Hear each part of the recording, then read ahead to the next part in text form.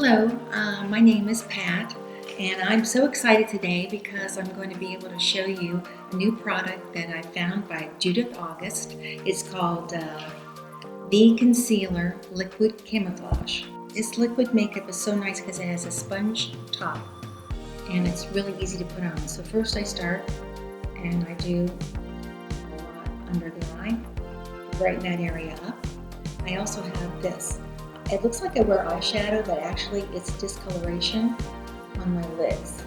So I'm going to put a little bit there. Again, I try to cover up all where I want to be highlighted. So it's not just a concealer, it's also, you can blend to contour.